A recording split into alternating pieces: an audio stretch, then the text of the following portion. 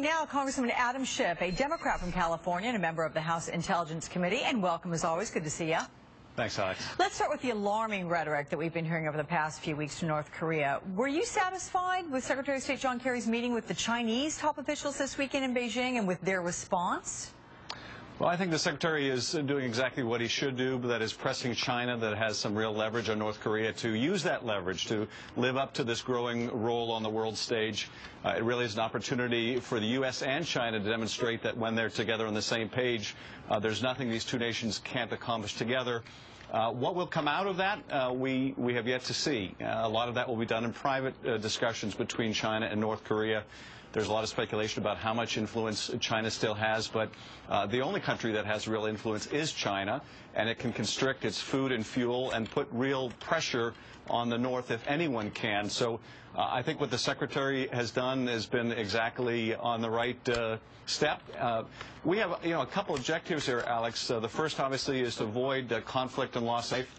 The second objective is very tough, though. That's to make sure that we don't reward North Korean behavior and that we don't reward this endless cycle of belligerence followed by concession, followed by negotiation, followed by agreement, followed by breach of agreement, followed by stony silence, and then back to belligerence again. We have to find a new way to deal with this hermetically sealed nation. Tell me your assessment of North Korea's nuclear capability. Where do you think it stands? Well, I mean, clearly they have a nuclear bomb. They have the capacity. They've already tested nuclear weapons 3 times. Whether they can miniaturize it and whether they can put it on a missile, I think is still open to question.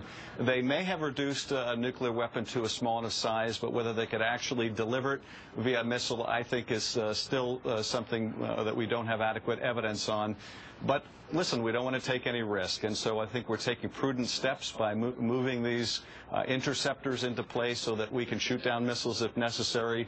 Where does "if necessary" fall, though? Is it if they conduct a missile test? Do we shoot it down? And where does that line come over which we would walk and cross and have to shoot something down? Well, I don't think anyone expects that the missile that they might launch on the anniversary or within the next couple of weeks would be a nuclear-tipped missile.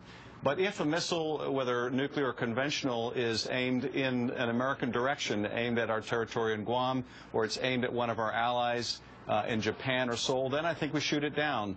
If it's on a trajectory to land harmlessly in the ocean, then I don't think we take that step. And in fact, shooting off a missile on the anniversary that lands harmlessly in the ocean may be ultimately the way that Kim Jong-un sees that he can save his own face and de-escalate.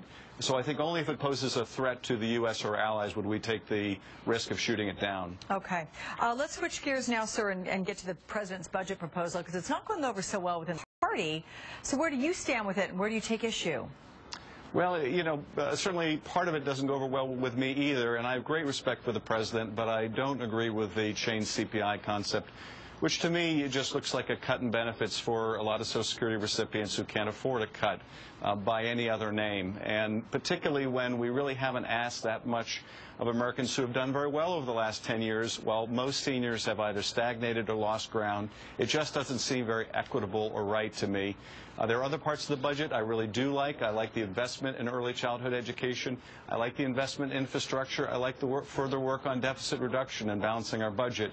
But I don't think we should do that by making life already more difficult for seniors just trying to get by. But presumably the president believes by including entitlements on the negotiating table, he could perhaps induce a grand bargain and then get rid of the sequester. Do you see that working? I don't, and I encourage the administration actually not to put this on the table in the first place in their budget, because I didn't think it was good policy and I didn't think it would be reciprocated, and it certainly hasn't been reciprocated, and I don't think it's good policy.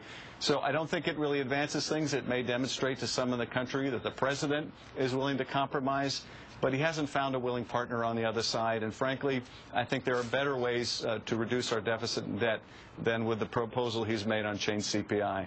Representative Adam Schiff, always a pleasure. Thanks so much. Thank you, Alex. He's a war correspondent.